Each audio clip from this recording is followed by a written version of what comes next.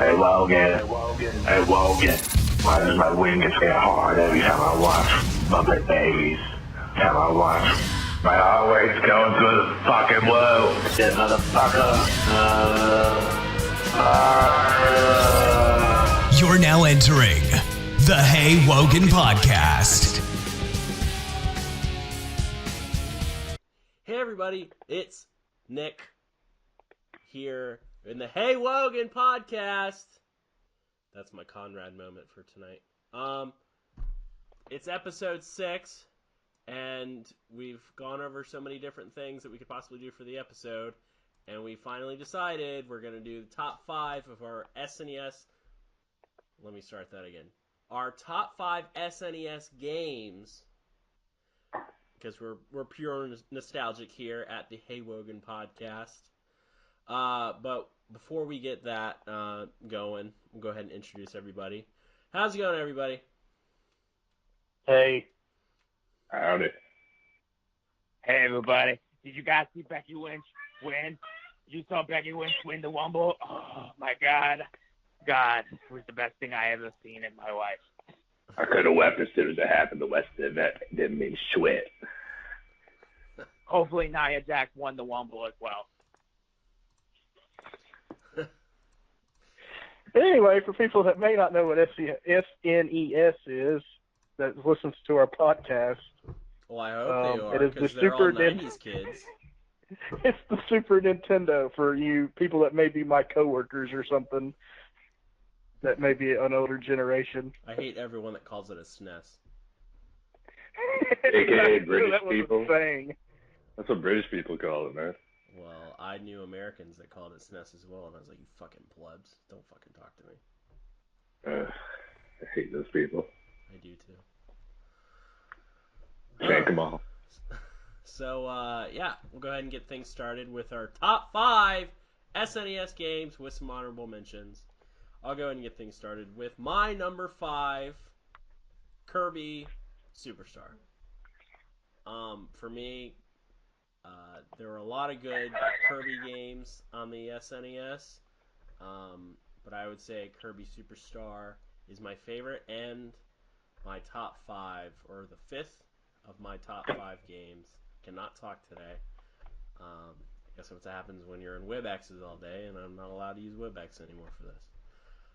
Using too much data, probably. Well, they said that Cisco charges a lot of money every time we use WebEx, and that we have our own internal voice over IP system, so we should use that. And I said, whatever. So with Kirby Superstar, there were more than one game in it. 6 games. There were 6 games. I really liked the one where you're going from planet to planet, and then you fight this gigantic bat dude that's completely psycho. I can't talk tonight. Jesus Christ. He's a complete psychopath. And shooting laser beams at you. I'm charging my lasers. But yeah, I also really liked the that one mini game where you're trying to blast a hole through the planet in the karate chopping game. Does anybody else have memories of that? Never played it. Missing out.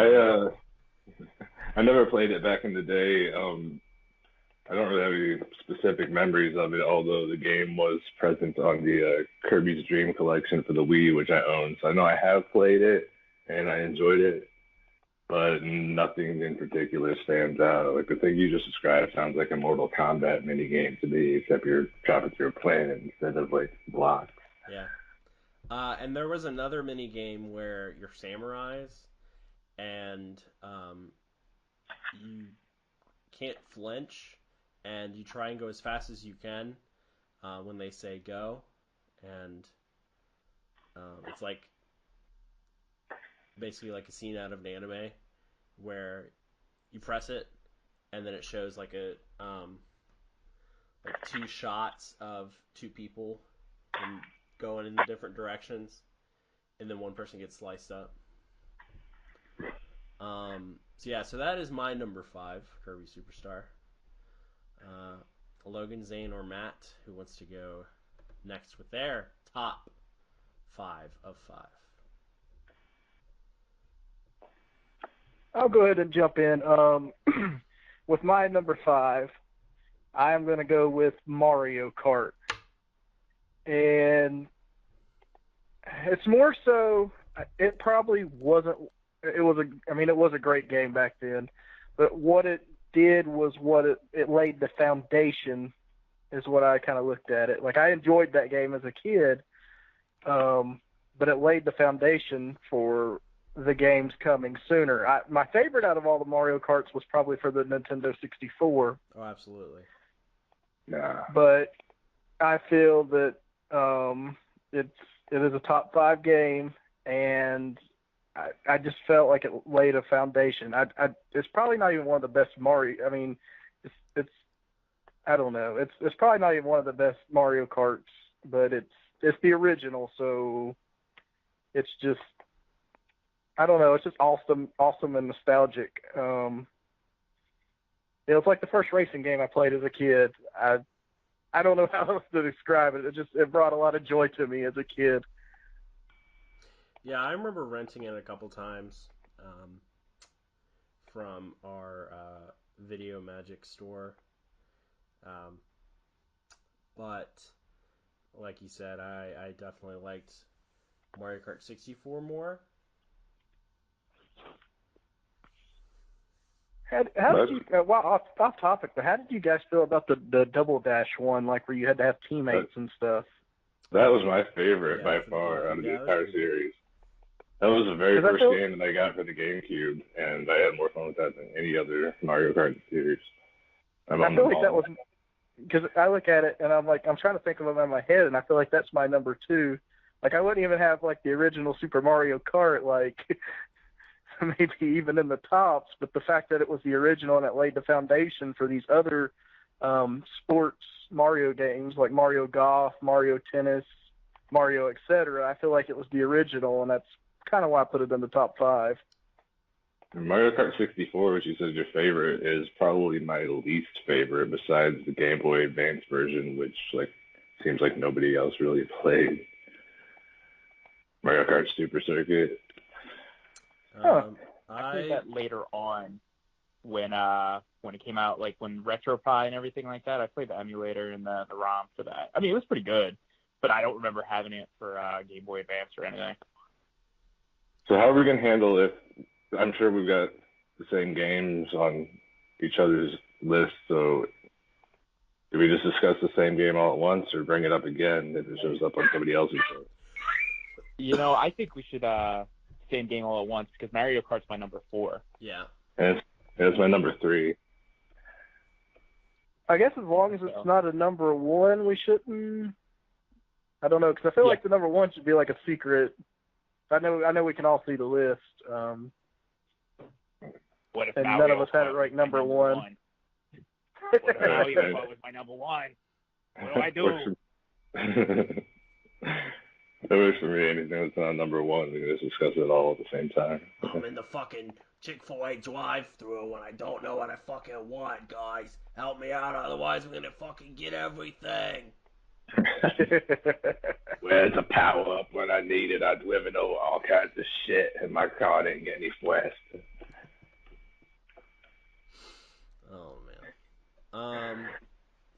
So number 4. Oh wait. Oh yeah, you're number 5. No. We only discussed half of our number 5. Zane and me. You're right. I forgot. Yeah. Zane, you want to go next? Yeah. My number 5 was Zelda: Link to the Past. I really love that game. That almost made my number 1, but when Nick said, do your top 5, like I can't really choose a top 5 because that was one of the first games that I had as a ROM, because I never had Super Nintendo. I had Super Pretendo, which was the Sega Genesis for me, but when the ROMs and the emulators came out, I downloaded legally Link to the Past, and I don't know how many hours I put into it, but I just remember playing it in college. I started playing it maybe at like 6 p.m. Sun went down, and then I looked to the right, and the sun was up. And I was like, whoa, this game is fucking amazing. So, I mean, I have a lot of good memories with Link to the Past. I don't know if that's on any of your lists, but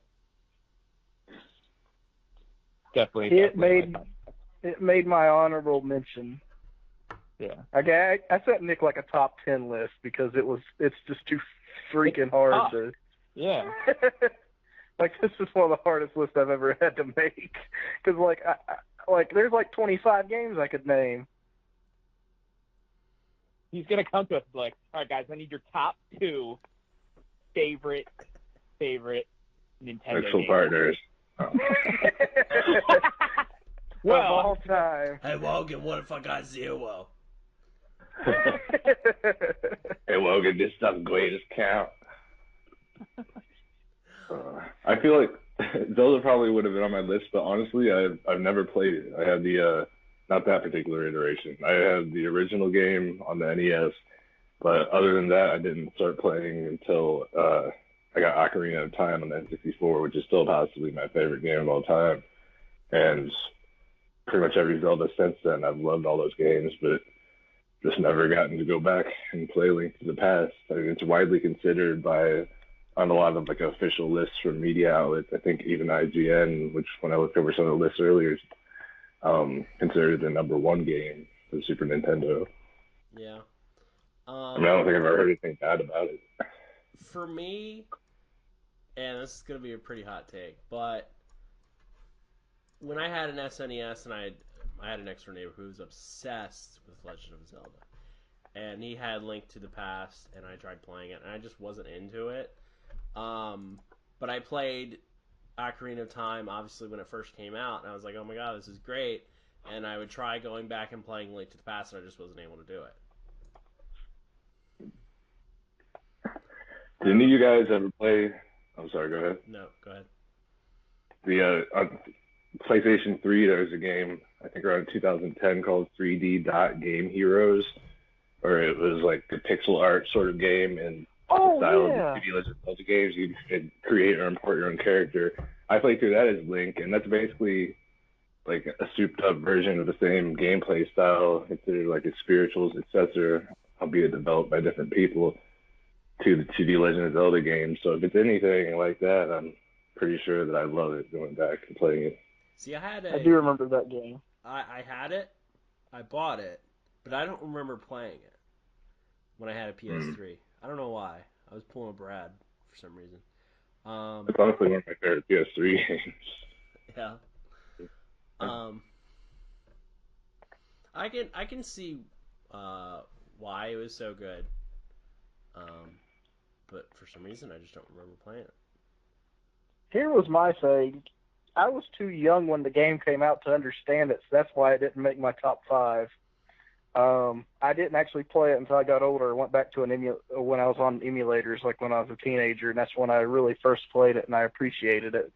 I just, when I had a Super Nintendo, I was 4 or 5 years old, and that's kind of a complex game as a young kid like that. Yeah, that was the same way for me, because if you compare Ocarina of Time to Link to the Past, I feel like there's a little bit more hand-holding with Ocarina of Time, so it's easier to understand, while Link to the Past is kind of like, this is a map, figure it out for yourself, basically. I think with Ocarina, they felt the need to include more hand-holding because it was sort of a new setup, a new control scheme, being the first Zelda in a 3D environment, So people that had been used to playing, I guess the first 4 Zeldas, if you count the NES and the Game Boy as well, all in the same like 2D sort of thing, even though the second one was more of a side scroller. This was just a whole new world, really. Yeah. I can show you the world. Speaking of that, If we're into that, you want to jump into Cush's number 5 since we just had that song? Since Cush is being a piece of shit and won't answer his phone, we'll go ahead and go on his list without him. And if he joins us for the next segment, he does. If not, then we'll just delay it till next week. But a whole new world goes perfect into this. Right. So with Cush, our unofficial 5th member, seems like when Cush is here, Zane's not going to be here. And when Zane's here, Cush is not going to be here. So with Cush had Aladdin as his number 5, and with his list, he gave me the caveat that he's never played SNES before, but he has played Genesis. All of these games, aside from one, was Moonwalker on the Super Nintendo? No. Oh, okay. It was Sega exclusive. Is that Michael Jackson's Moonwalker? I don't think I ever played it. So two. All right. So two of his 5.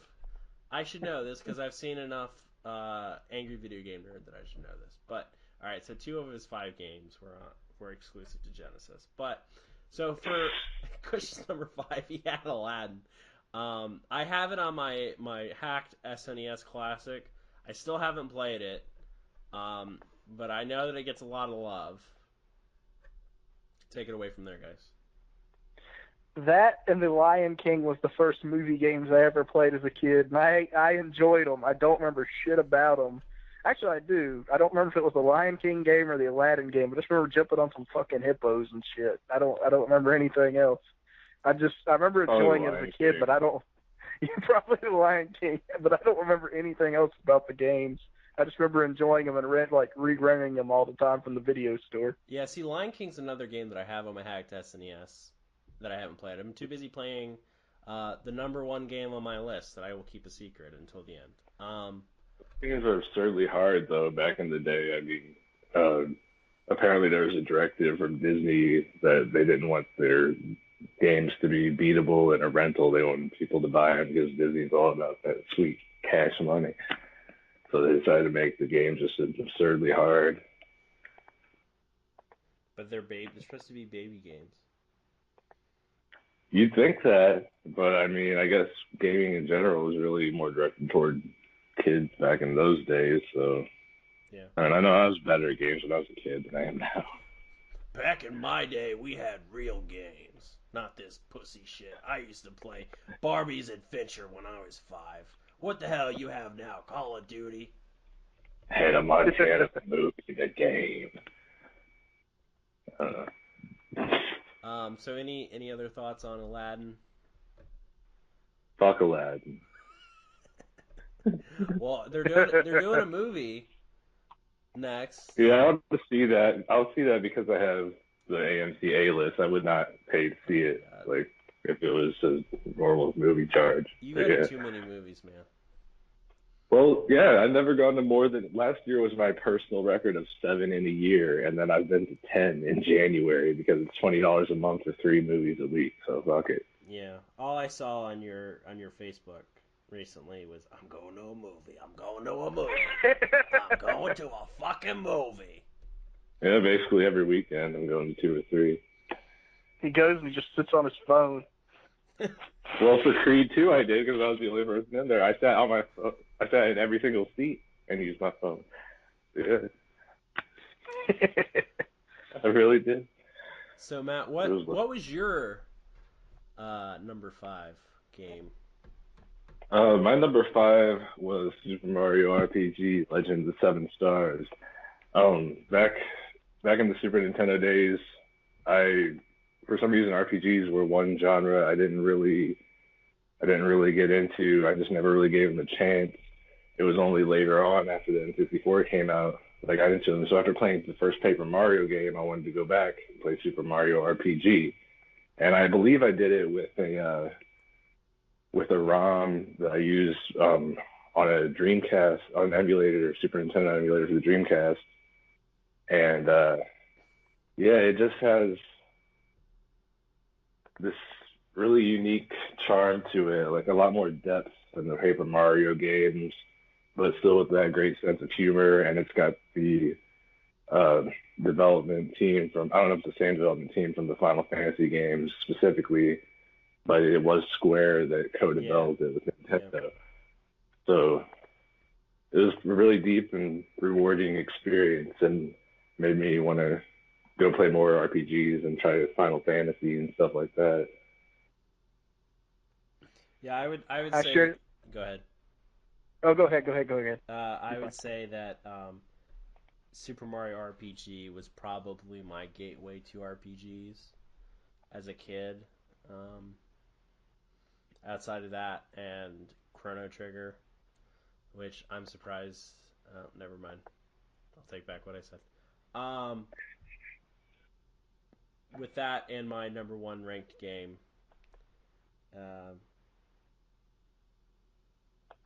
it definitely broadened my horizons. But I do know some people, like I worked with this one guy, who will only play RPGs for some reason. How does he have time? That's all he does. He doesn't have a dating life, so he just plays RPGs. I mean, they're great, but broaden your horizons, dude. Right. Well, what's funny is that there was this one game that I recommend everybody play called Celeste. It's available on PS4, PC, Xbox, and Switch. I should get It's paid the for all Xbox these. One. Yes. Xbox One game with gold for this month. That's how I got it, and I just played it a couple weeks ago. It's fantastic. Like, do you play it with assist mode on where you can't die, or do you play it like regular? I didn't even know that was a thing. I've just been playing it normally. I've only gotten through the first couple chapters because I haven't had a whole lot of time to play it, but I've really enjoyed it so far. It's kind of like Super Meat Boy in terms of like the platforming and the difficulty levels, but it's got obviously a much deeper and more meaningful story behind it. Right. For me, it definitely is a really good game. And anyway, back to my coworker. He played with assist mode on, so he can't die because he's not good at playing platformers. And it's like, you're almost 40 years old and you don't know how to play platformers. Like, do you really only play RPGs? Like, how could you do that to yourself? Well, there are a lot of one-hit kills in it. I mean, I think I died maybe 80 times on one particular chapter. So. But that's part of the charm of the game. Oh yeah, absolutely. Yeah. I wouldn't want to play it with without the ability to die. Yeah. Any other thoughts on Mario RPG before I move on to our number 4? It made my number 3. And the reason I did is I must have rented this game from Blockbuster probably 30 times so I could finally beat it. It was the first RPG I ever played as a kid, and I hate to say this, but being that I was a kid, it laid the groundwork, kind of like what I said with Mario Kart. It laid the groundwork for me playing future RPGs, and it opened up a different type of video game to me. Are you liking Kingdom Hearts 3, by the way? I am very much so enjoying it. I haven't bought it yet, and I haven't played it at all. So I know it's probably not for everybody, but I've thoroughly enjoyed it. I don't want to give out spoilers or anything, but it's been fun. Sora dies again. That was pretty nice. That was pretty nice of them to release it on your birthday too, huh? Yeah, I think I put 5 hours into it already. Goddamn, pal. I put a solid 4 into it yesterday. I think I put an hour in before we went out to eat for my birthday. Then when we got home, I think I stayed up to midnight and put a solid 4 more hours into it. I got pretty hooked there for a bit. After you turned off your PS4, did you put a solid 4 into Dakota too? Not touching that. So, for number 4s, I tried to be as unique as possible with this list. Yeah, me. For my number 4, I picked Jurassic Park, the first one. I thought he was great. I'm sorry. Oh, Have y'all played it? you sure wasn't Kush that picked that? I played it on the Genesis, but I'm sure it Yeah, I was played the the same. Genesis version too. Oh my god. The soundtrack was good. I give you that. The soundtrack playing that game was good. But I felt like But- it was two different games Cartoonish? into one, because you had a FPS. It was basically a Doom clone with dinosaurs, and then you had like a top-down third-person shooter / adventure game. It was too hard for me. Yeah. I don't know why. Dun, dun, dun, dun, dun, dun, dun, dun, dun. Those velociraptors were some motherfuckers. In that I game. love the movie, but I don't know about the game. It's got a 68 overall average on Metacritic. I looked it up just out of curiosity. Don't listen to that. That's a good game. Yeah, but as a kid, he probably really enjoyed this. Yeah. Out of all the great games on the Super Nintendo, though. Well, this is a game that my parents bought me, so I was forced to play this a lot. My parents bought me Home Alone, but I still fucking hated Home Alone as a game. But I like. Speaking of Go ahead. Speaking of Home Alone, did you guys watch the newest Angry Video Game Nerd from Christmas?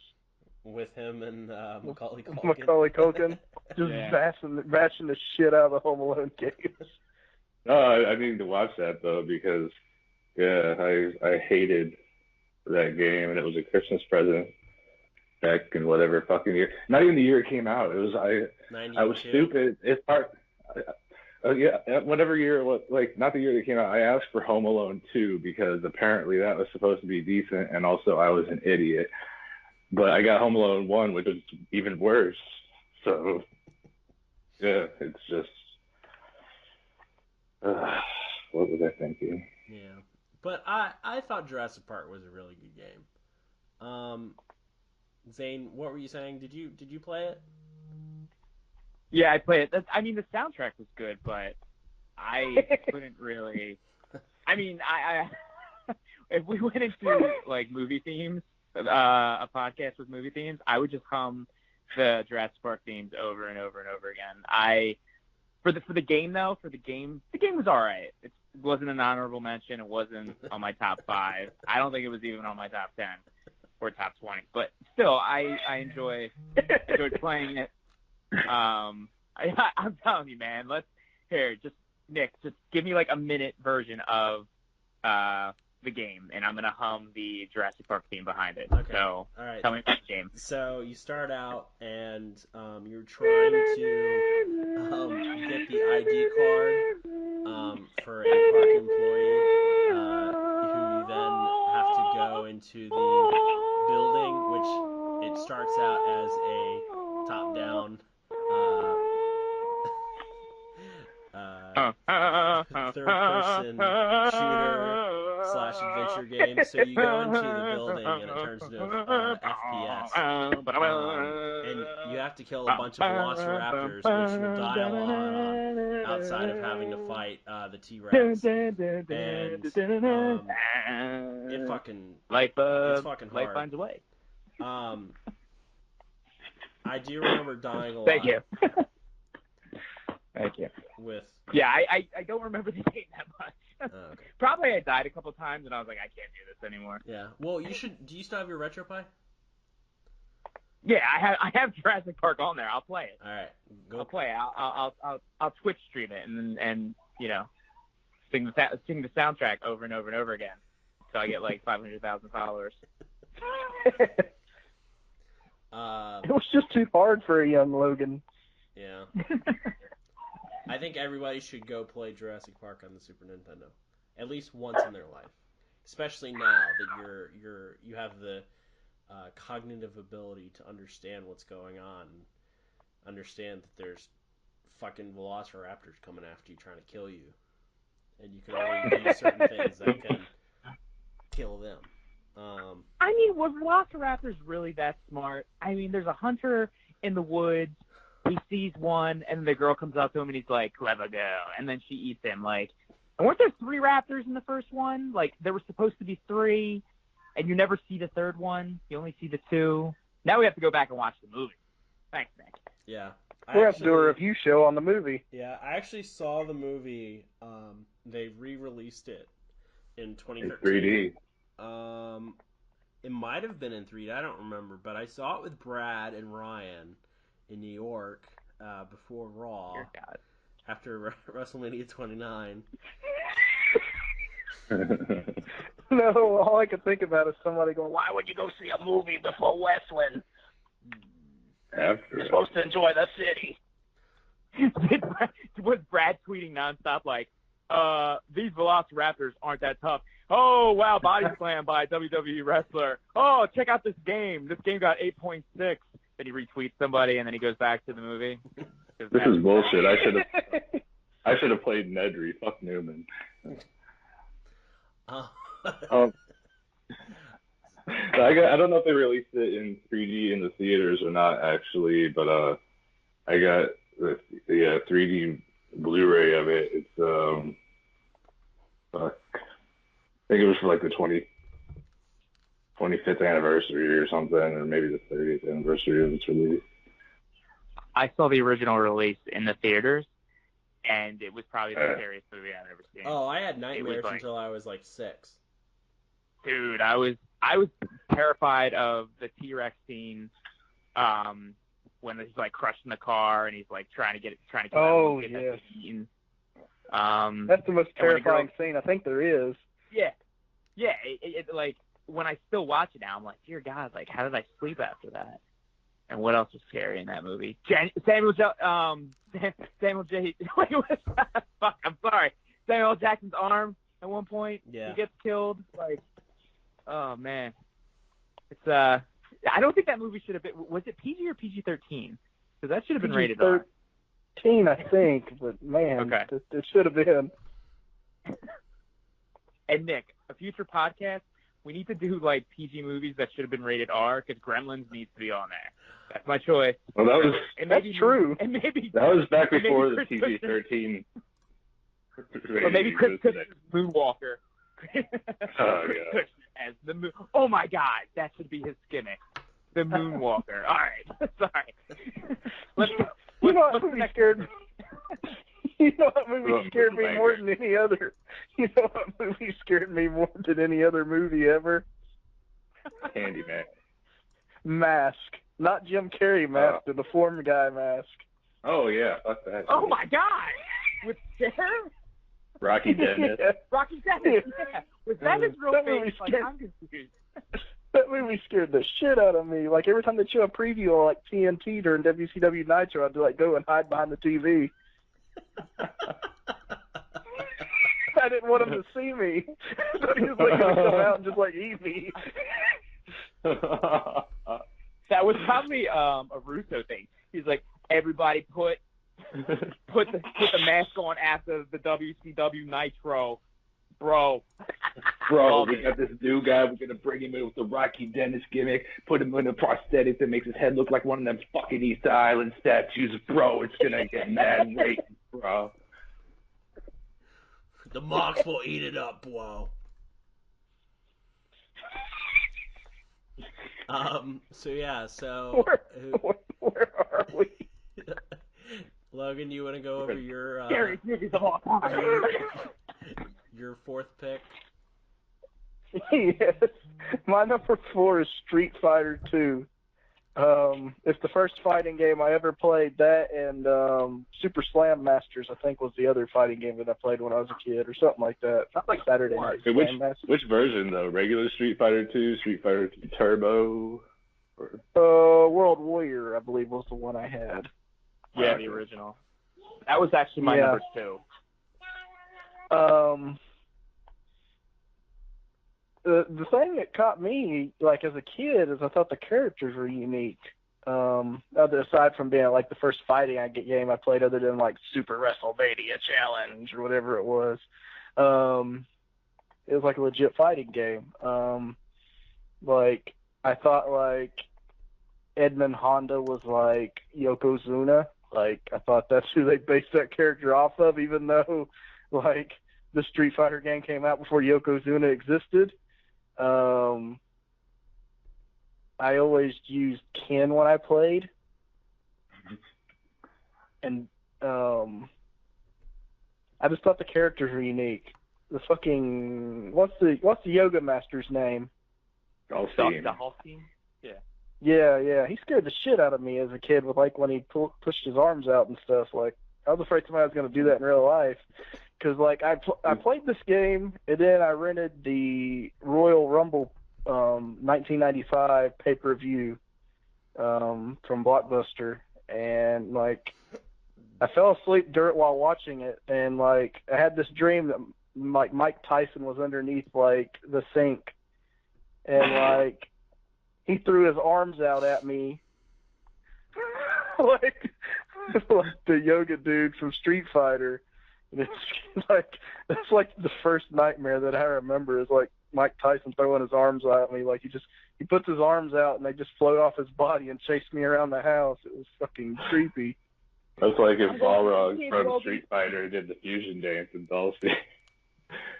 In the original one, they used to have in Japan, Balrog was called M. Bison, as in Mike Bison, and they switched around the names due to copyright reasons, like M. Bison, Sega.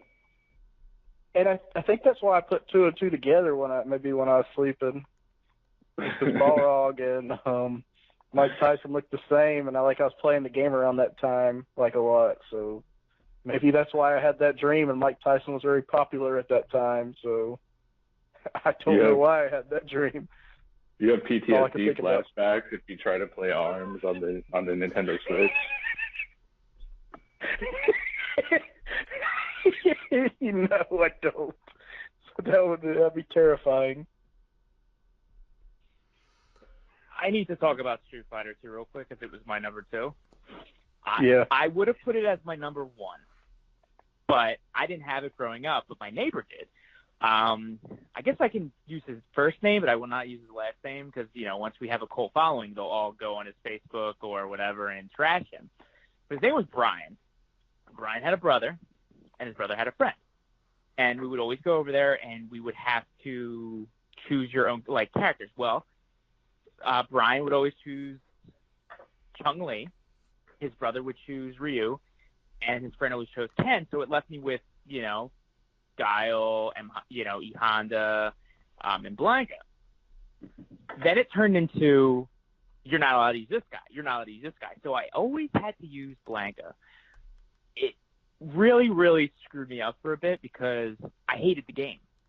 And then, later on when the Street Fighter 2 Turbo Edition came out, I got it for Genesis. So then I started mastering, all the guys. So then next time I went back over his house, and it was a couple months later because I hated them, I whooped all their asses with Guile. And then his one friend disappeared, so then I started using Ken. And it was all over after that. But I really have bad memories from that because it was you can't use him. You can't use him. You got to use Blanca. And Blanca was probably one of the worst characters I ever used. I don't know if you guys agree, but he was... That was my main. He wasn't very good, I didn't think. I thought he was slow. Attacks weren't very good. I would just electrocute people with him. Yeah, he was my main character. People get pissed off because, anytime they try to attack me, I just stand there in the corner and be like, bam, bam, bam, bam, and shock them, and they're like, oh, fuck you. Yeah, once you mastered Blanca, it was nobody could beat him, but, I was not even a teenager yet, trying to master a fucking whatever in the woods or whatever he was, a mutated fish or a man. Charlie, I guess that was his name. You weren't a teenager. Imagine how young we were. Oh, yeah, exactly. You guys were 5 or not even, and you're just playing, playing with Chun-Li, trying to see her boobies or something. I know how it feels. She had some thick thighs with 2 C's. And that's so wrong. But yeah, I think that's why I like girls with big thighs and a big booty. Thanks, Chun-Li. Tis is. I had the Turbo Edition. I got that and Mortal Kombat, the first one, for Christmas, whatever year Mortal Kombat came out, I think 93. And yeah, I definitely preferred Street Fighter. The turbo settings are pretty awesome, especially when you cranked it up to 5, and the ability to play as the 4 boss characters added a lot of value to the game, I thought. But it was probably the first fighting game that I really, truly loved. Yeah.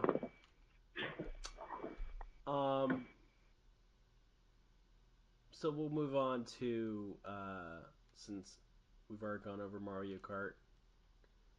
Moonwalker. Yeah, Moonwalker. No. For the Sega Genesis. So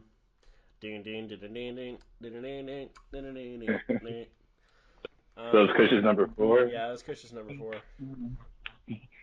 For the Sega Genesis in the top 5 Super Nintendo. Yeah. I have no thoughts on this. Yeah, I don't really have any thoughts on it either. I never played the game. Like, I know of it, but I never played it.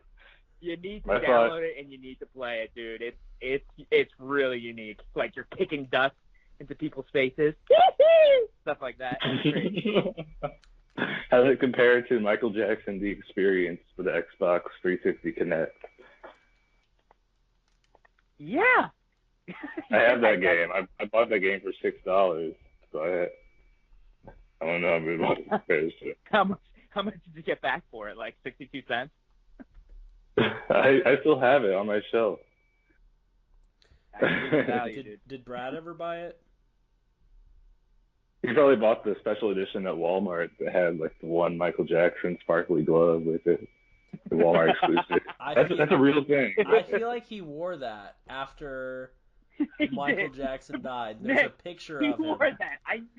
I know he wore that. I know he wore that. There's a picture somewhere on the internet. We need to dig it up.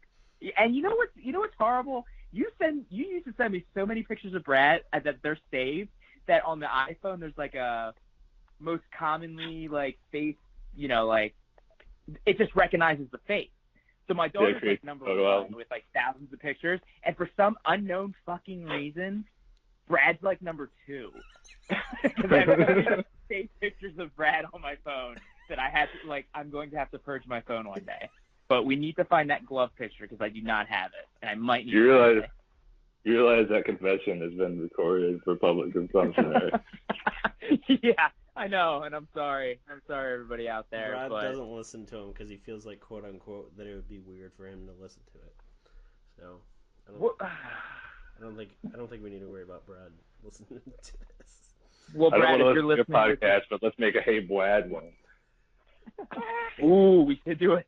We should do a special edition. Hey, Brad. Well, hey, Brad. Well, Brad, you owe me $3,500. Brad wants to make a Fire Festival documentary review. Oh my god. That's a no from me, dog. Yeah, I got no interest. Yeah. Can we do like a Ted Bundy one or something?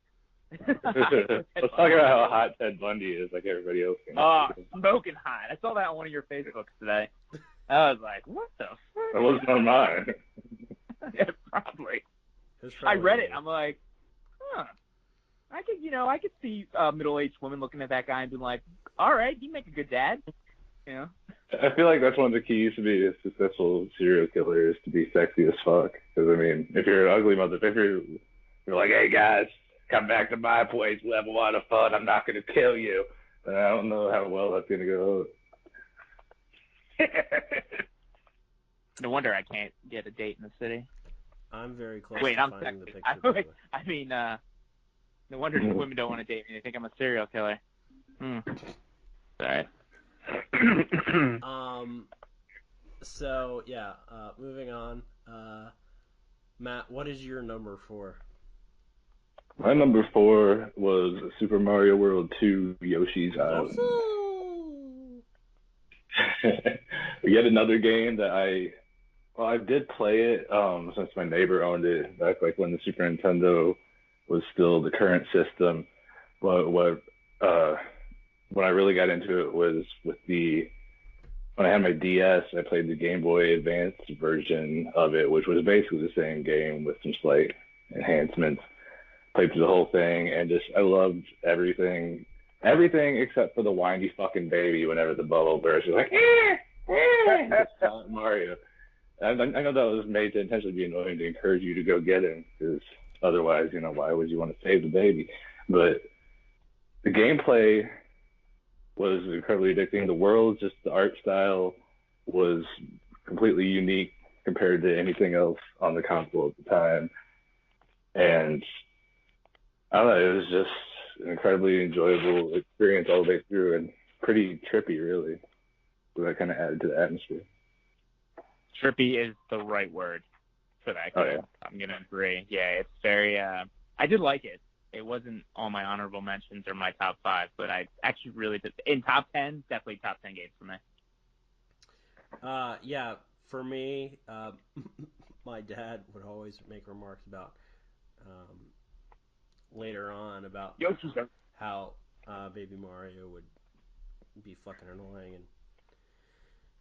and would make so much goddamn noise. Yeah, I'm actually playing that right now. And I would have played it more today, but I had a fucking 2-hour meeting that I had to be on the screen for, unfortunately. Man, what hardship, We work. Well, I was hoping that I could get away with not being on the screen and just putting it on mute and just playing. I've done that before. I guarantee you have. I wish I could do that. I'm trying to get a TV in my office for work, and they're just like, yeah, it's not in the budget. I'm like, it's in the budget. You just don't want me playing video games all day. Well, I'm telling you should work for my company, and then you can work remote as much as possible, humanly possible. Damn. But right now I'm actually in the second world. I beat the mini boss that was Boo. But yeah, no, I had a lot of good memories with that game. Wasn't that one of the first games to incorporate the Super FX chip as well? Yep. I don't know. I'm gonna go with yes. I had it in my top 10 list that I sent to Nick. Your honorable it was one of the games that it was one of the games that I returned to rent several times. I don't think we bought that one, but we did rent it several times. Why can't I fucking find this picture? I've seen it before on his Facebook, and now I can't find it. You're trying to find that, Brad. Yeah. But I've seen it before, and I think I've sent it to you. You did. I probably just didn't save it one time. When that first started, that's when I first met you at WrestleCon, and you were like, hey, do you know this guy? And you were just sending me pictures of him. I'm like, yeah, I know, kid. I was like, no, I don't know him. Who is he? He's like, oh, it's Brad. He might be coming to one of these events. I'm like, oh, cool. Can't wait to meet him.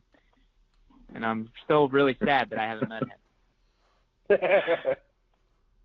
Yeah. But I got to meet Adam. I got to meet Becky Lynch's lover.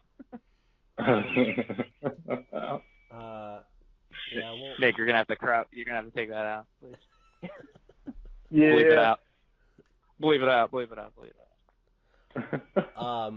So yeah, moving on to our number 3. Last of the number 4s were, if people didn't hear it earlier, was Mario Kart for Zane. We didn't go over it twice. So Yeah.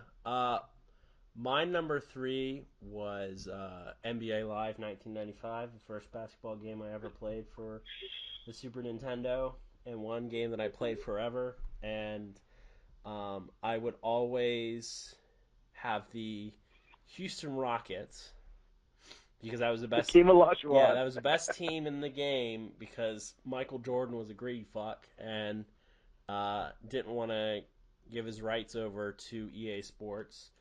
So he wasn't playing though. He didn't return until like the middle of the 94-95 season anyway. I know the rights thing was also accurate just overall. But yeah. Jordan wasn't active at the time the game came out. That's true. Well, and the Bulls were just garbage, period, for that game. So I would really? Because they were still the Eastern Conference champions, or Eastern Conference in the Eastern Conference Finals that year. I don't know if you guys remembered, but like during this time when video games would come out and Jordan was playing, they would always create like some random like named dude with like his stats. Right. It was also Shaq and Charles Barkley. Like Shaq wasn't in an NBA Live game until '96 when he started playing for the Lakers, and that was like a huge selling point. Like, yeah, now you have like a random, generic, pixelating looking black guy who's really tall and wearing the number 34 that you can play as on the Lakers. And Shaq. It would be like his name would be like Dale Johnson or something, just something random. Michael B. Jordan.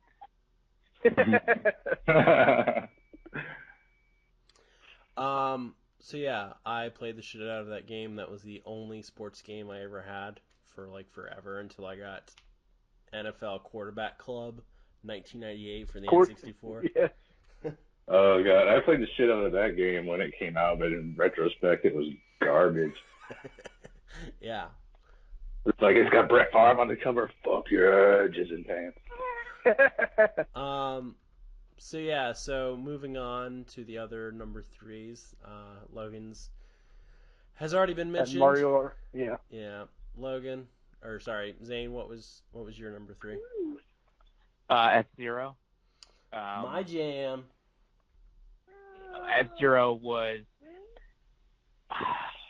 I mean, I did love Mario Kart. That was my fourth, but F-Zero just blew me away with like racing games.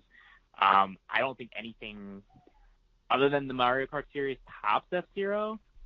But I mean, like, you know, all the other racing games out there, there's been like what, Gran Turismo, Ridge Racer, there's like nothing. What was the one for PlayStation? It was like Wipeout.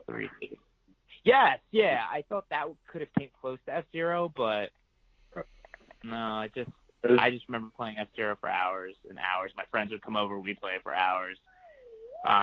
Well, actually, we played the emulators for hours, and it just, I don't know, man. It like 3 and 4 were tough for me, Mario Kart and F-Zero, but I just remember putting more time in F-Zero because I guess it was faster, if that makes any sense.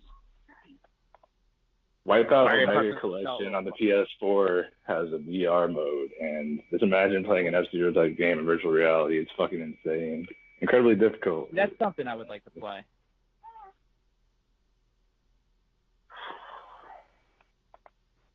And Nick, you said that was your jam? Yeah, it was my jam. I didn't own it, but I played the ROM a lot on when I figured out ROMs in, say it was in 5th grade, so 2000.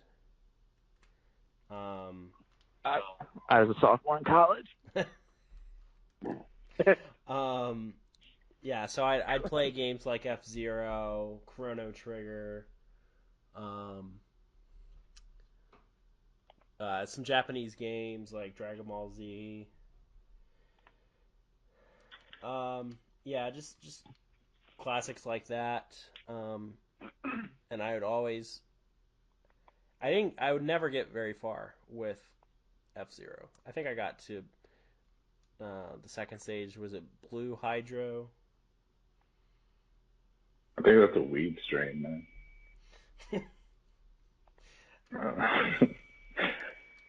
It was a hard level, and I should probably go play it after I stop recording. But yeah, I really enjoyed it. Kush's number 3. Earthworm Jim. I hated this game as a kid. I liked it. I enjoyed it. 5 or top 10 worthy, but maybe top 25. Yeah, it was definitely a really comedy unique game. Yeah, they even had the animated series based on it back then too. That reminds me of, there was a whole bunch of games like that released around that time. There was another game that was called Toe Jam and Earl. Yeah. Never I played remember. it. There's a couple of, I think at least 2 of those games in the series. I think the first one was one of the earlier Super Nintendo and Genesis games. And also the artwork on the game was pretty cool too for the time. Yeah, I can vaguely remember the cover. Wasn't it like two Stone Age type guys with like a stone wheel? Yeah, the colors really popped on the game for me.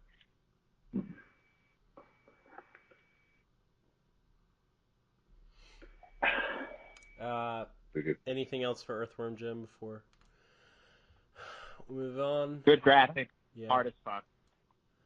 Yeah. I also have it loaded on my hacked SNES, and I haven't played it yet. Number 2. My number 3 was Super Mario Kart, of course, as we discussed earlier. Yeah.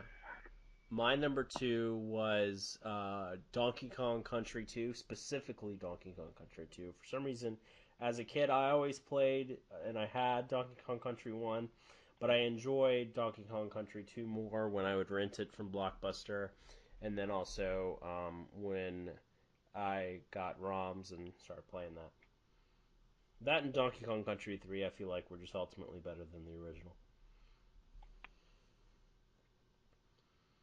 And plus, that's what gave inspiration for King K. Rool and his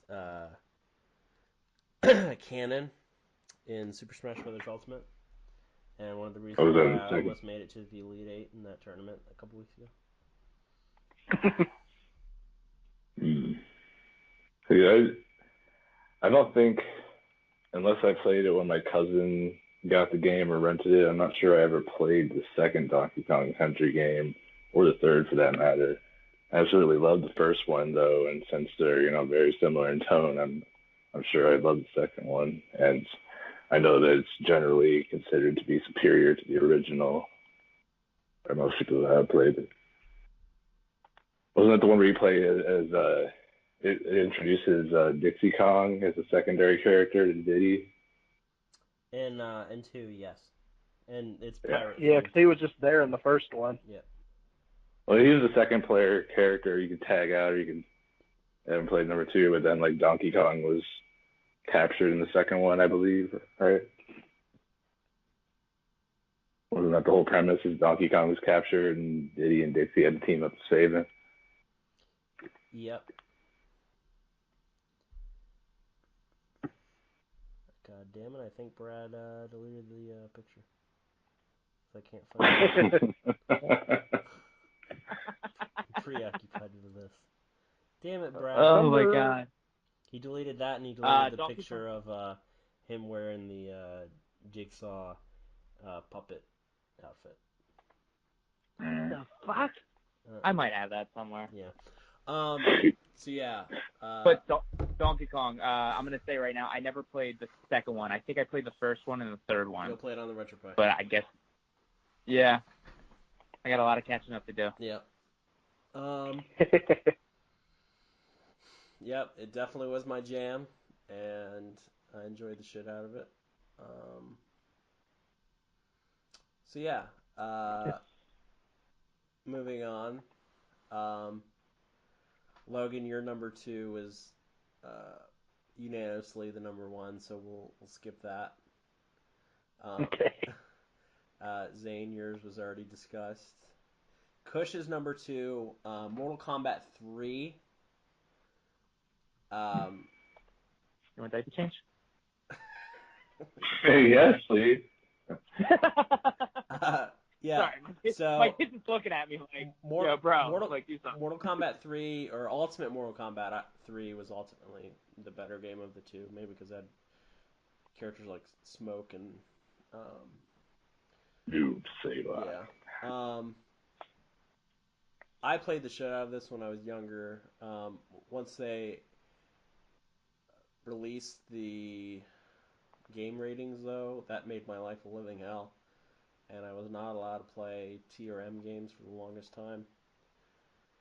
So I would have to sneak Mortal Kombat, and then I would just start playing it on the ROMs, and nobody knew. Nobody was none the wiser. And I would always play as Cabal. and just shoot out his gas beam, troll shit out of people. Any other thoughts on Mortal Kombat 3? I played liked it in the it. later years. Yeah, I was gonna. No one. I mean, I think I appreciated it more in the later years. I think I just got tired of. I was so used to 1 and 2 that when I started playing 3 in like the arcades, the combo system was just really, really intense. I could never get like the combos down because I like simple combos, not 40 button combo Tekken style things. Even though Tekken was one of my favorite games of all time. But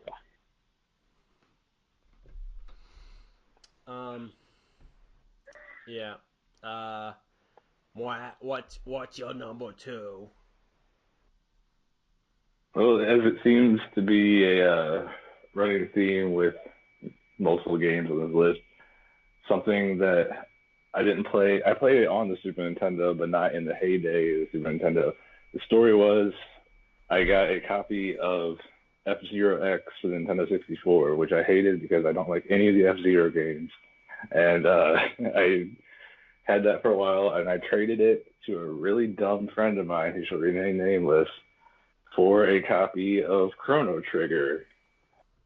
And this was probably around 2001. So I finally got to play that also around the same time that I started getting into RPGs in general, as I mentioned earlier. And that game just blew me away. It also coincided with the time that I was introduced to Dragon Ball Z, so having that same type of art style. I believe it was actually the same artist that designed the characters. It's the creator of Dragon Ball Z that did the art design for. It was like Akira Toriyama or something. Okay. Yeah, and just the gameplay, and I've always been a huge fan of time travel plot lines, just in any sort of fiction. So all that stuff kind of coalesced in like one huge sexy package that just got me hooked for 30, 40 hours or however long it took me to play through it. I didn't go and get like all the 8 billion endings or whatever, but I played through it once. And it's probably still my favorite RPG, or maybe my second favorite RPG of all time, either that or Tales of Symphonia. Yeah, I'm surprised that Chrono Trigger wasn't released on the SNES Classic, and you had to mod it in order to put it in. It's definitely one of those games that will live on forever as one of the best RPGs of all time. And I had to cheat in order to beat it, and the game basically knew that you cheated in order to win, which I found very interesting. And then I found out that there were multiple endings. You gotta get the frog ending, bro. You ain't a real man unless you get the frog ending. Yeah. Any other thoughts on Chrono Trigger? Nobody else played it? Yeah, I found that very strange. I didn't play it. Well, that's a game that we're gonna play this weekend, Logan. Well, I've played it. It's definitely top 10. Yeah. So moving on to our number ones, and before we do that, we're gonna go over our honorable mentions, and I'll go ahead and start. Battletoads and Double Dragon. It's a game I played a lot of, as well as Batman Returns. 2 games that were definitely very, very good games. And if you haven't played either of them, you definitely should. I agree, they're very good games. I have played them. Yeah, Battletoads and Double Dragon was, I believe that was on the Rare Replay collection, right? Yep. Yeah, I always had a good time with that. I like the Battletoads games in general, even though First one was ridiculously hard. Yeah, and I'm still waiting for the next Battletoads game since we haven't had a Battletoads game since '95. There's supposed to be one coming to the Xbox One, right? Yeah. They announced it. Yeah, there's also supposed to be one that came to the 360. Like, they've been teasing it for like 2 decades. Yeah. And I never partook in this, but I always thought it was funny when people from 4chan would call a GameStop and ask for Battletoads. I had the original for the NES, and I remember beating it back in the day, but when I tried playing it on Rare Replay, the fucking hover bike level with the walls randomly appearing out of nowhere, that just destroyed my soul. And that's only the second level. Yeah. Yeah. A lot of people never got past that. Yep. And I don't know if I ever will as an adult. When I worked at GameStop, I just had people calling me asking me for the college black football experience. That was a real thing. Yeah, the black college football experience, the worst football game ever made. They called and they asked if they're like, I was like, thank you for calling GameStop where you can buy and trade used games or whatever the slogan was that we said at that time. And guy was like, y'all got that he said, y'all got that N-word football? And I'm like, what? What the fuck? What's wrong with you? Like, I didn't know how to respond. And he's like, you know that black college football experience? And I'm like, let me check. And I was like, we got like one copy because that was like all they sent me. Like, I think that's really what the distributor sent us was one copy of it because they didn't think it would sell. Well, you're in North Carolina, and judging by the attitude of people calling in, I don't really think his assessment was all that incorrect. It was a good idea, probably. Yeah. So what were your honorable mentions, Logan? Teenage Mutant Ninja Turtles, Turtles in Time, and NBA Jam. Oh, you bastard. Tournament edition or regular?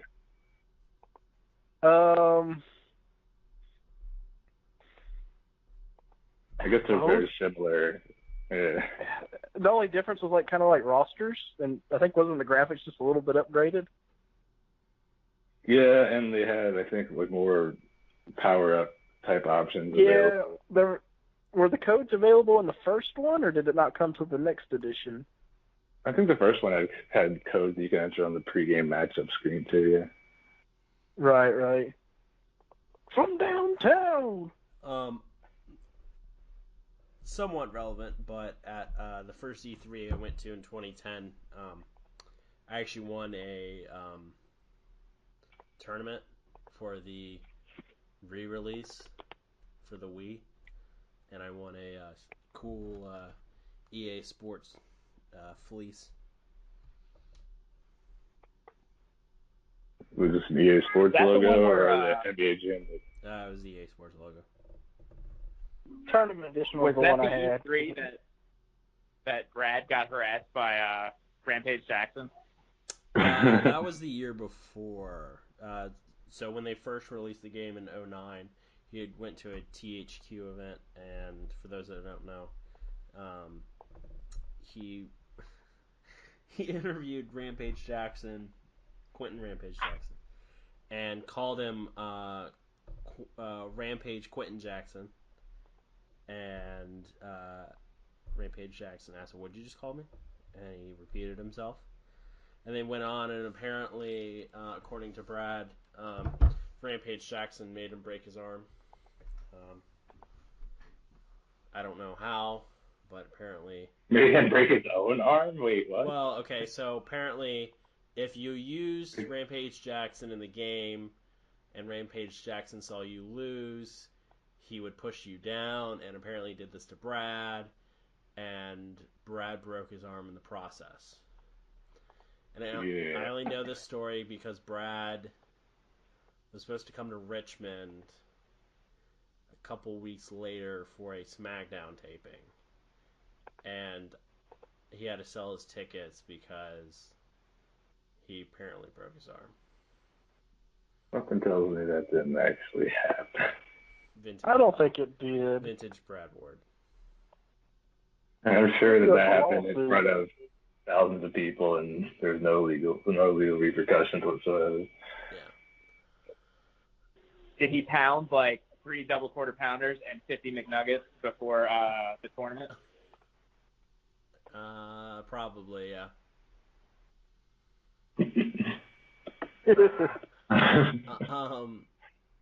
So, Zane, what were your honorable mentions? The Mario RPG was one, and the Mega Man X series. You had one more. Did I have one more? Final Fantasy 2. Oh, yeah. So, when quote-unquote, Final Fantasy 2, sorry, everybody, I'm giving my kid a bet. When Final Fantasy, quote-unquote, 2 came out, it was actually like 4 in Japan, but I thought it was 2 because I was young. And I was... Well, because that's what they released it as. Because they skipped a bunch of actual... They actually skipped the 2 games. And they just decided 4 is going to be 2, and that 6 was going to be 3. 3 or something like that? Yeah. So, I just thought it was, like, really cool because playing the NES version when I was a kid, I thought was, like, insanely hard. But, you know, when you're a college student and you're like, oh, hey, Final Fantasy 2, let's see how hard this is. Because, I mean, I literally went from Final Fantasy 1 to Final Fantasy 7.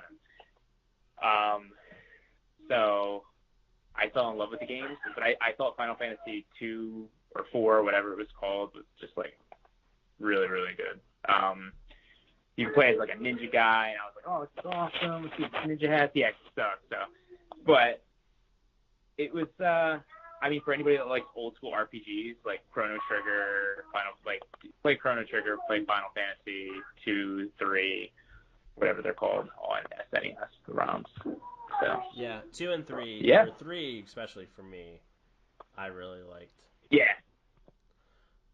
That's the one you can get into, like, the mech suit or something like that? Yeah. To walk around. Yeah, that was the one yeah. Matt, do you have any honorable mentions? Yeah, I had to put my list that I sent you together really quickly, so I didn't get to put any honorable mentions on it. Some ones I would have considered were games mentioned by Logan and Zane, but I do have 3 that weren't mentioned by them that I really enjoyed. There's Contra 3 to Alien Wars, because I just love the Yeah, I love the Contra games in general, and I think that was probably the peak of the series.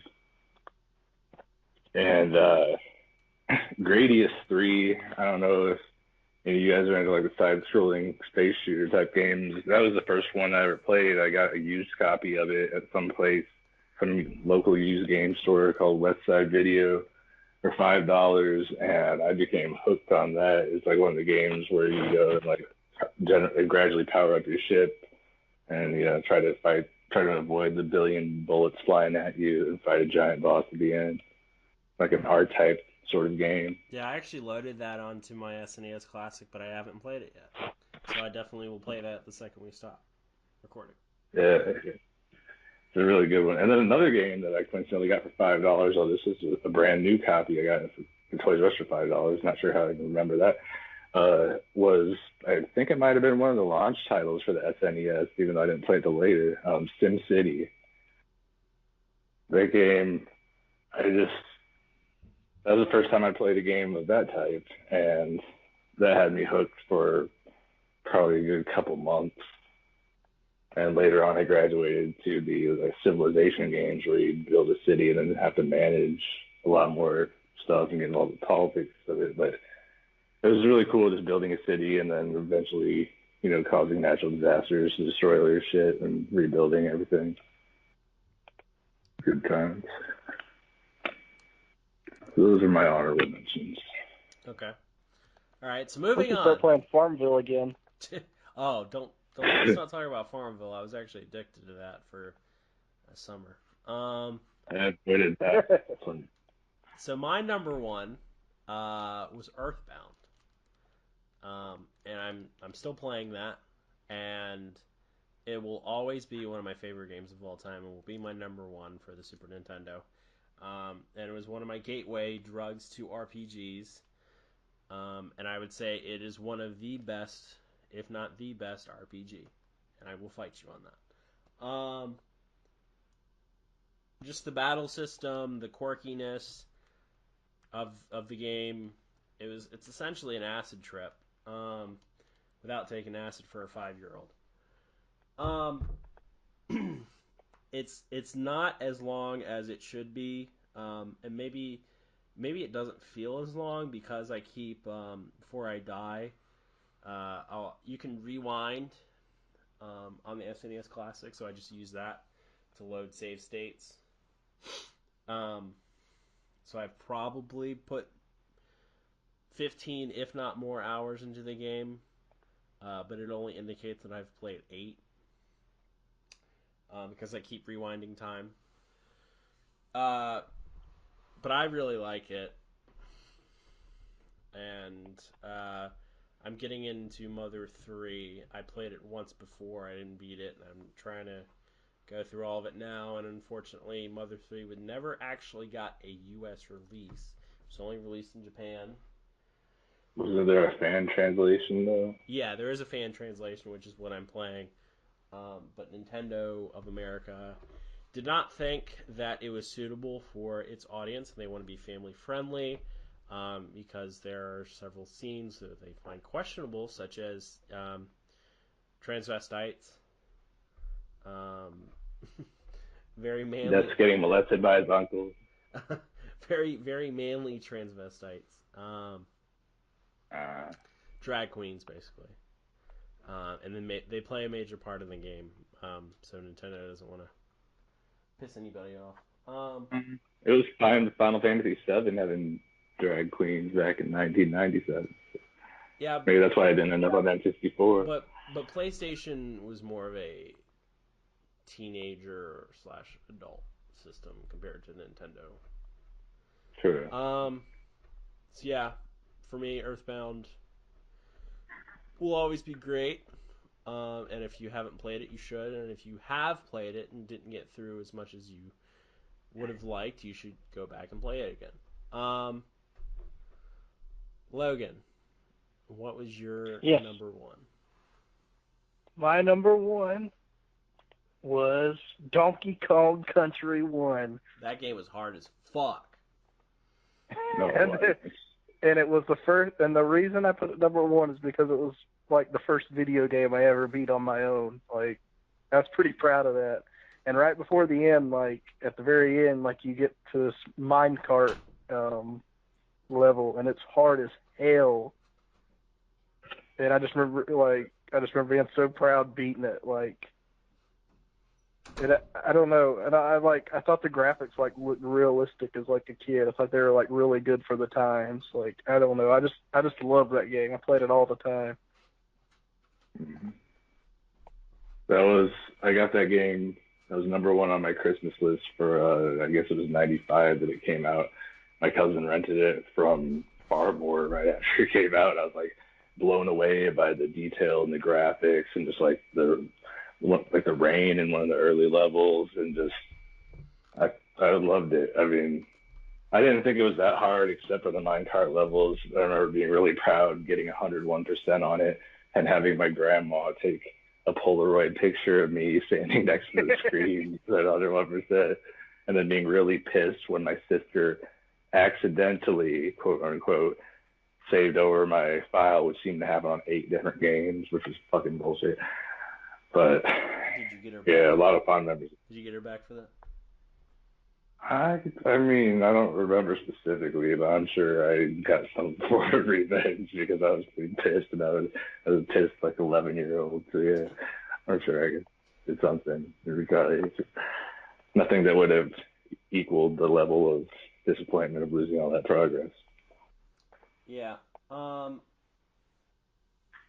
So for me, somehow I figured this out as a 5-year-old. I still don't know how I did it. But on the first level, if you press a combination of buttons, you end up going to the final level, and you face the arch nemesis Kong that just throws barrels at you the entire time, and I died once, and I was like, what the fuck happened?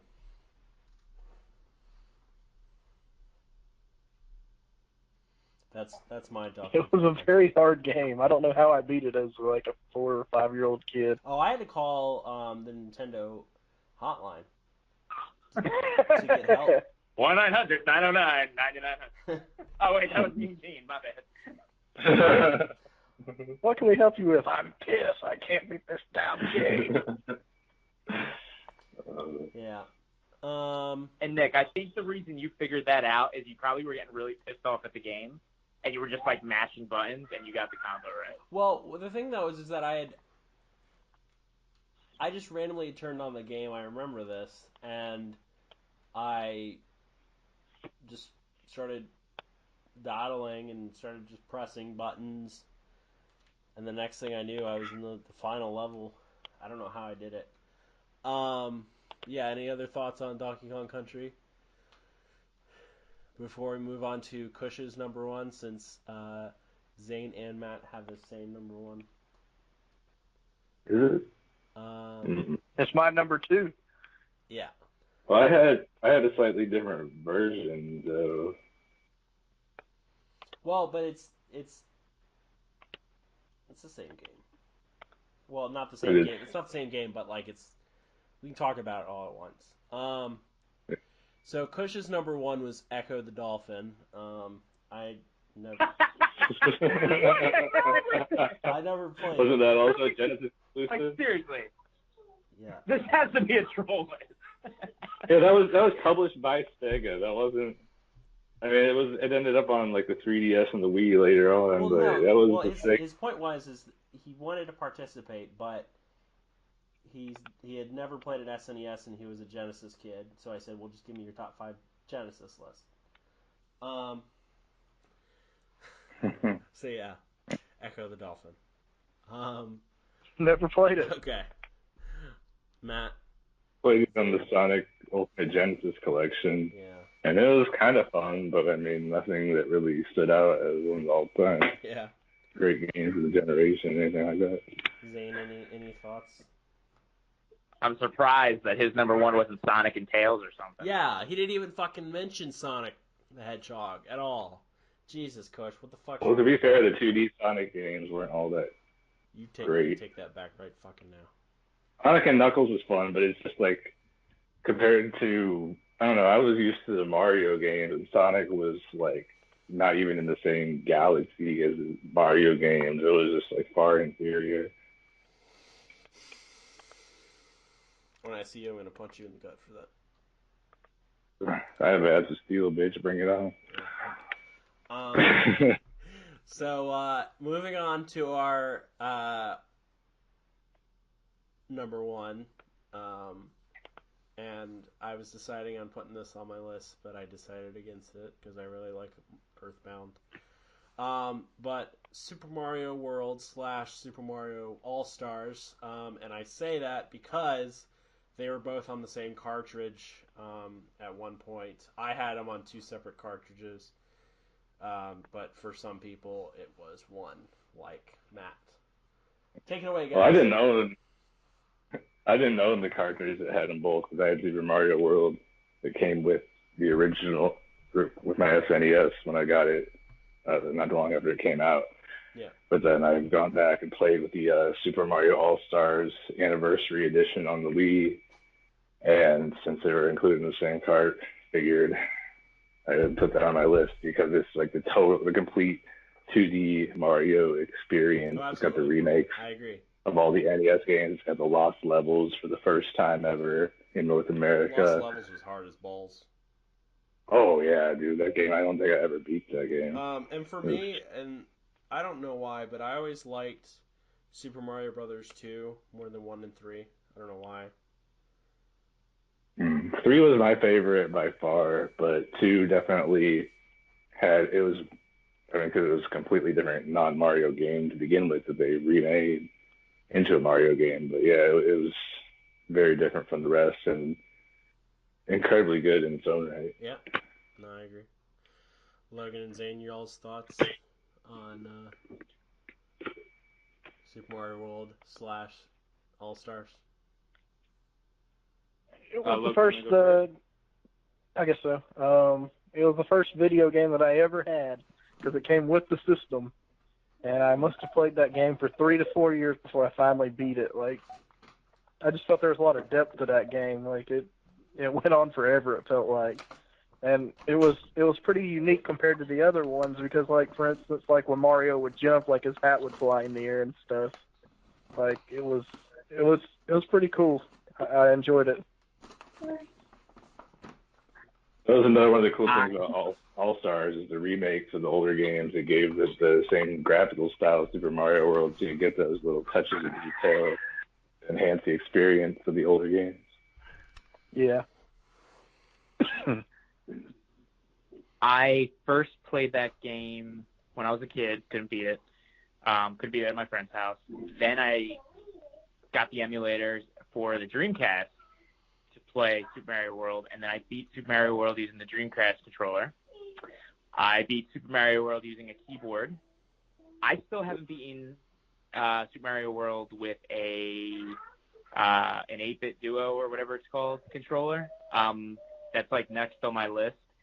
I play about, like, every month I'll play a new game that I've beaten before. So it's always like Mega Man or Super Mario, and I've played Super Mario 1, 2, and 3 in the last 3 months, beat them all, and that's just Super Mario World using this freaking controller that I bought. It's supposed to be just like the SNES controller, the Bluetooth, but there's like a little bit of a lag. But yeah, I just want to say that it's my favorite game, like for SNES, or as Nick calls it, the SNES. And I don't know. It jumping off Yoshi or Yoshi eating things and spitting fireballs. It was like a whole new world for Mario for me.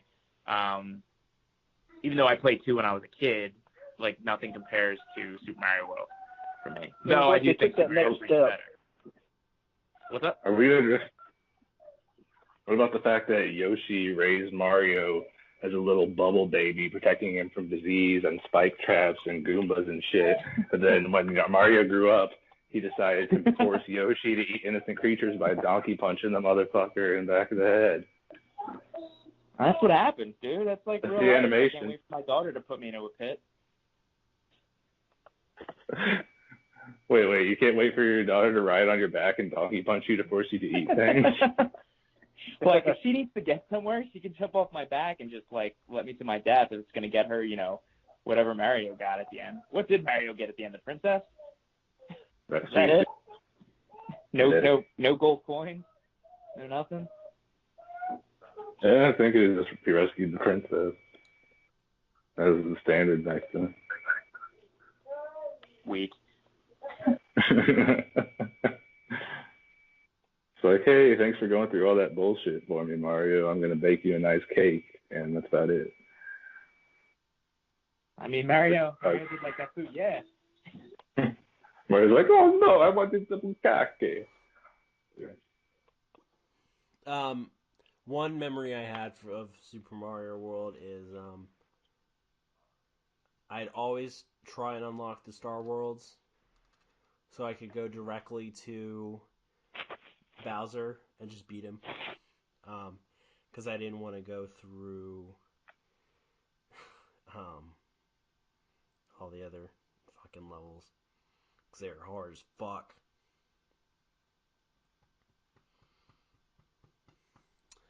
But yeah. Anything else for Super Mario World? Good game. Yep. So next week we're going to try and do a Queer Eye for the Straight Guy version with wrestling gimmicks, and you have oh dear God, Chris I Kushner. watched like the series. Chris Kushner. Don't forget about our top 10 game moments. Top 10 what moments? Top 10 Kane moments. Oh, we will get to that. Yeah, we need to get to that. We should just probably get it over with next week. I know we keep talking about Kane, and eventually we'll get to it. I don't know when. Maybe next week, maybe not. And then, yeah. That's what we got going on. Wait, so we're not... Huh? Aren't we like rehashing Cush's gimmick, or he needs to be on the phone for this? He needs to be on the phone for this. All right, I'll make sure when he's on the phone. That's what the whole Queer Eye thing is about. I have one in the works, dude. It's going to be the Moonwalker theme, but it's going to be a little different. All right. Yeah, we need to make sure he gets on the phone for that. And this weekend, Logan and I will be doing a special road trip version of Hey Wogan. I don't know what we're going to do. It might end up being like road trip for... We don't know how we're going to pull it off. We're going to do it somehow. Yeah. One of our phones needs to just record the entire thing, and we'll just edit it together. Just us doing random shit. Yeah. Our best moments while we're listening to episode something 6.5. Huh? It's going to be episode 6.5. Possibly. And then we'll talk about our thoughts on New Japan Charlotte and how great of a card it is, and then give our thoughts after the show. And your thoughts on the Western North Carolina barbecue? Oh, absolutely. I'm so excited for that. In addition to the barbecue, are you possibly going to be splitting a giant birthday cake, seeing as how Logan just had his birthday on Tuesday, and yours is going to be next Tuesday? My cat dragged along my headphones, so I completely missed that, Matt. What'd you say? So are you guys, in addition to the barbecue, going to be splitting a giant birthday cake, seeing as Logan's birthday was yesterday and yours is next Tuesday? We're going to go to the barbecue place and be like, it's both our birthdays. Yeah. It was free cake. Let's each have a pig. Yeah. Hey, Let's split a hog. Hey, Wogan, I'm sticking my dick in a birthday cake. We'll see how it goes. Hey, Wogan, let's spit roast this cake and eat it at the same time. Hey, Wogan, let's have a hand out cats and take pictures with them. So that's all I have. Anybody got anything else going on before we sign off? I think that maybe we should plug the social media pages, though. Yeah, our Twitter account is Hey Wogan, and then our Facebook page is also Hey Wogan. Okay, all right. We don't post as much on our Facebook as we do our Twitter, and I found myself tweeting as myself on the Hey Wogan Twitter without realizing it, so I was just sending tweets to people. And then I realized it, I was like, I'm not even going to delete it, fuck it. Maybe Dave Meltzer will end up following as a result. Yeah, quite possible. You could follow me at ZaneGFY or my alternate account, Kim Jong-un. Oh, shit. I only follow 3 people, and that is Carl Anderson, Gallows, or whatever his name is, Doc Impact, Gallows, whatever, and Selena Gomez.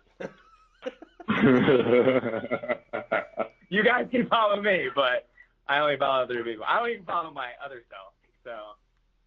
And I guess technically you can follow me at the Matt Young, but don't expect anything good. Just pictures of my cats and occasionally me flexing, which Kush will mistake for, in his words, a nippleless titty.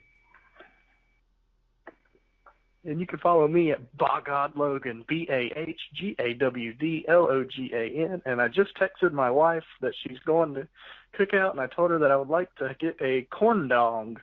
Meant to say corn dog, but it's not corn dong. Vintage Logan, misspelling everything, including the name of the podcast while plugging it during Nick's Smash Bros. Tournament. My God. Let me get one of those corn dongs.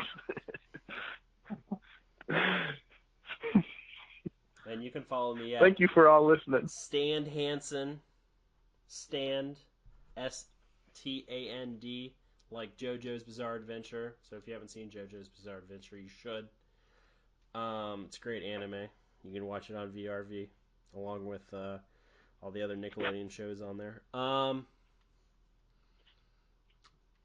You can be one of my 58 followers. Still not sure why I don't have more, but I think Everybody you did blocks have you. more at one point. you what? What was that, Zane? Everybody blocks you. Oh. I don't know why.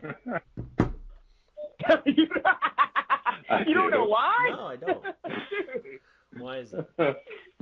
You always seem to. I think you always seem to offend the most sensitive people. Like all you say is, "Oh, that show sucked," and that's all that happens.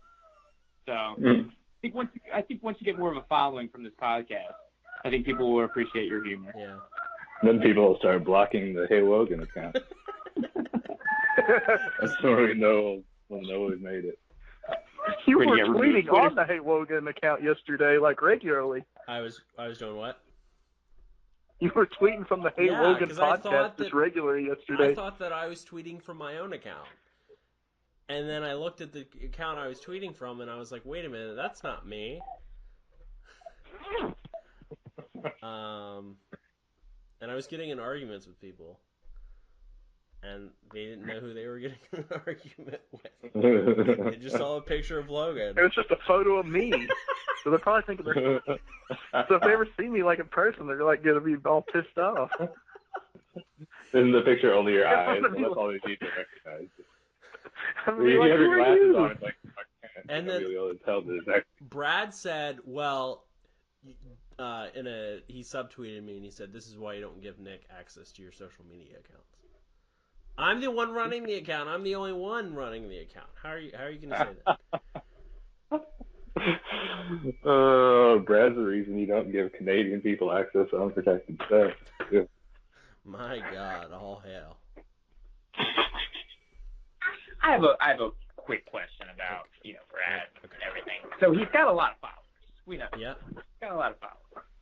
But like, does he expect to be big one day? Like, I can't I don't know, a producer for WWE or AEW. Pretty sure he's already paid. Well, he keeps saying that he's going to get a job doing production with them. I'm not sure what he would. God.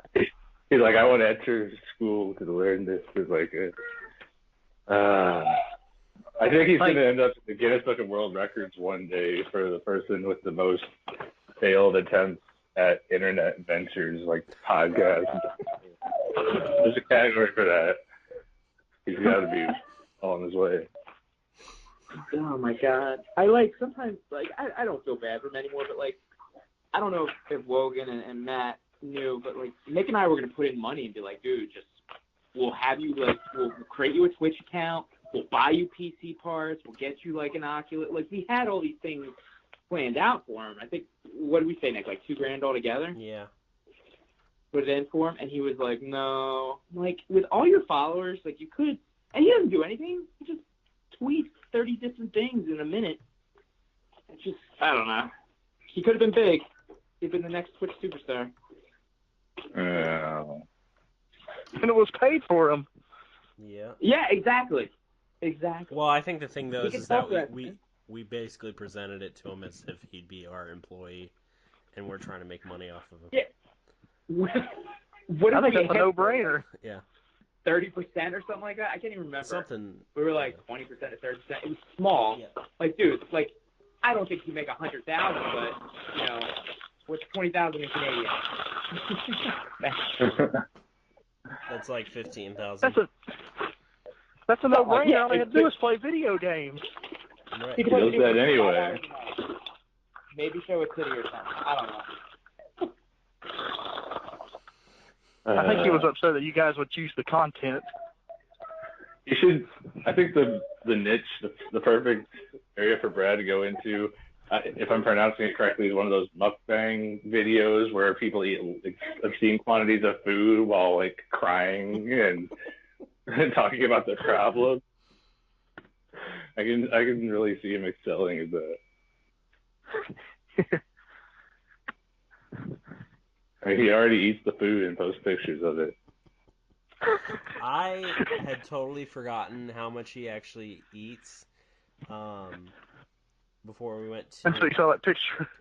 I wish I could saw that forget. It picture of shows the up. pot? Well, no. I had WrestleMania Orlando weekend, me and him ditched an Evolve show. LOL, Gabe Sapolsky. To go get some Mexican food. And this dude ordered like 5 or 6 tacos and a thing of nachos. And we're just like, I was like, damn, dude, how the fuck? He ended up not eating it all, but. I could eat 5 tacos. But these were like some big ass tacos. Mm. Like authentic tacos. Yeah. Like the size of a toddler taco, something like that. Might as well be, yeah.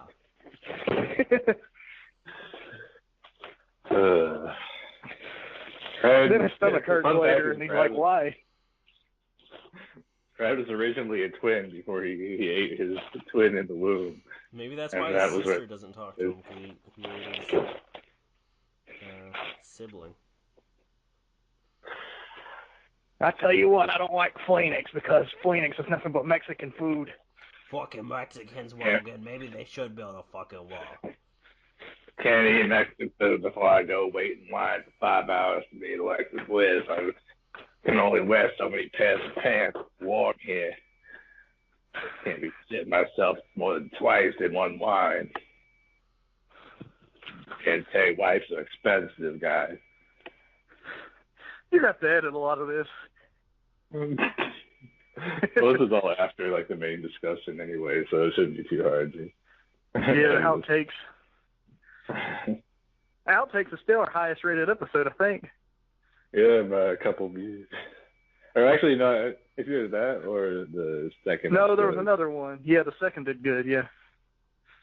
And the Royal Rumble actually did. The Rumble did better than I thought it would. It hit 20. It's like half of what we normally get. I know, but I was thinking we were going to get like 9 because it was so long. Yeah. Well, I think the episode we did tonight will end up being like an hour. I think it's going to be one of our best. Yeah, I agree. Our top 10s are doing good. This one flowed pretty well.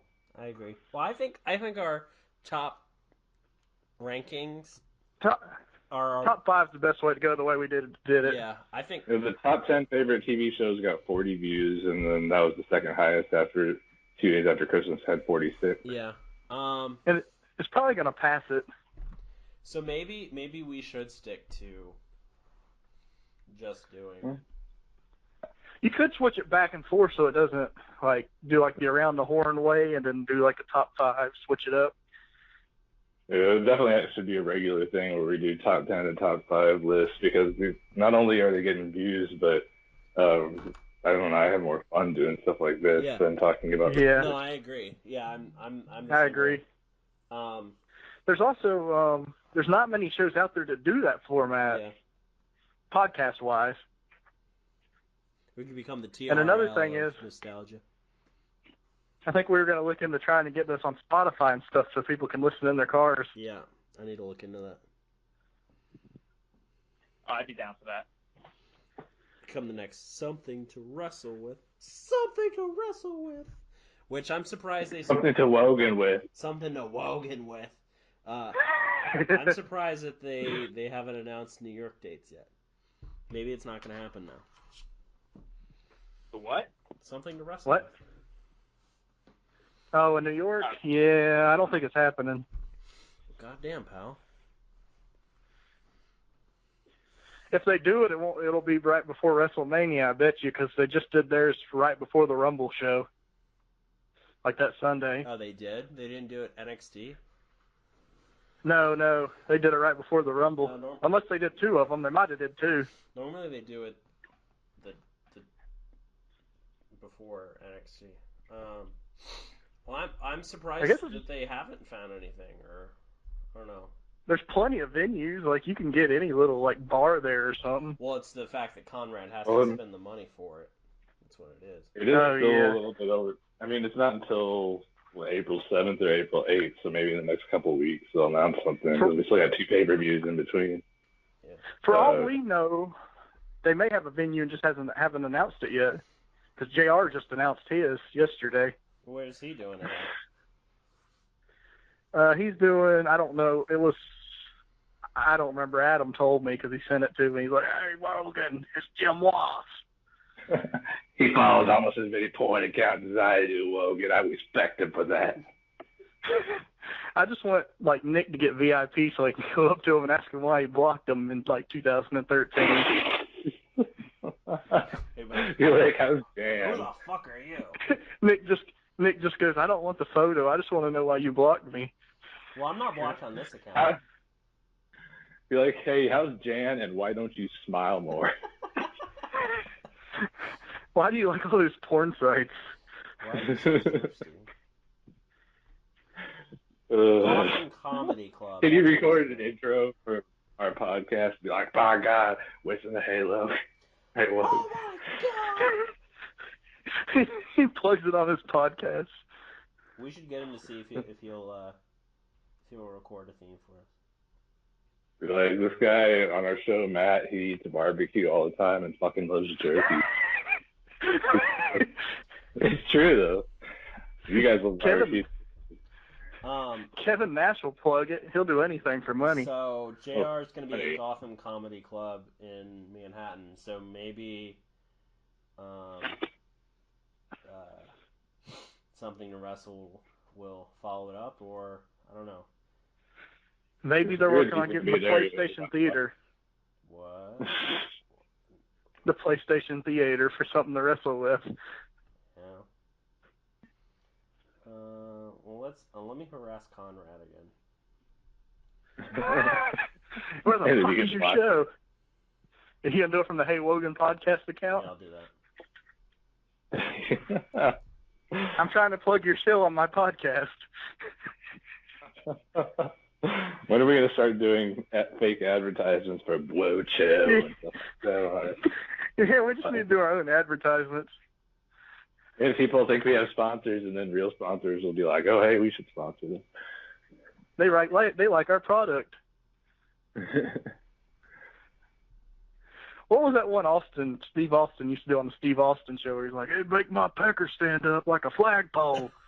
It wasn't Blue Chew, but it was like a different one like 3 or 4 years ago. It was like testosterone. It was like T something. I forget it though. But he would, yeah. Because they had that, and then they had like the memory brain stuff too. That was supposed to help you with your memory. Joe Rogan used to talk about, like, God, I remember all these they were talking about. Because it was like on every podcast back then.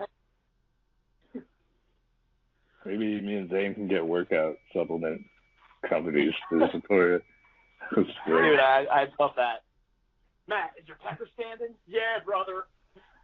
Pretty much all the time. You know what I like doing when I get home? Taking a Blue Chew and going to work.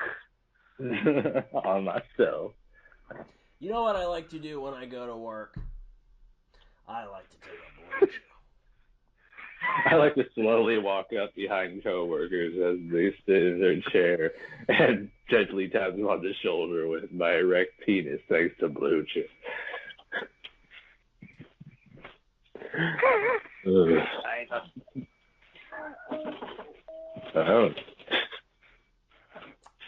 yeah, so I'm gonna go play some Super Nintendo.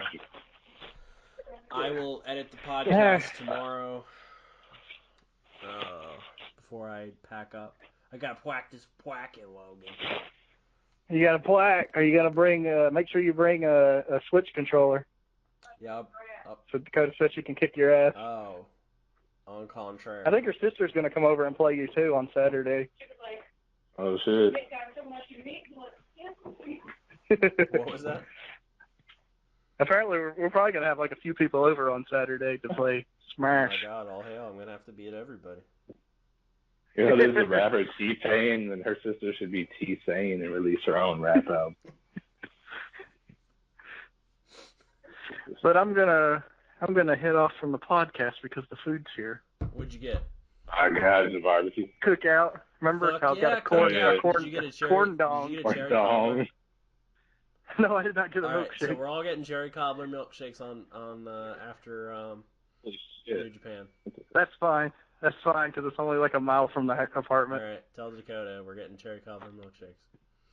And then we're gonna go to all the restaurants around my apartment when we get home and eat like black. We're gonna get KFC. We're gonna get Bojangles. We're gonna get Chick-fil-A. Bojangles is awesome. Bojangles, Wogan. All right, so we need to find a barbecue place that's like in the remote part of the mountains in North Carolina that has the best banging barbecue in all of North Carolina. Well, the one in Charlotte's like one of the best ones that we're going right from by the New Japan venue. Wogan, but I gotta adjust my my stomach for it, Wogan. My stomach doesn't agree with it. Obama and Hillary went there. Oh shit! We definitely gotta go now. They got a picture on their website of them eating there. Oh, breaking news! Apparently, after seemingly 2 years of rumors, there's been an official announcement that Ben Affleck is done playing Batman. There's going to be a new person cast for the Batman in summer 2021 as far as release. Because Ben Affleck keeps going to fucking rehab. Yeah. I'm gonna be in the new Batman.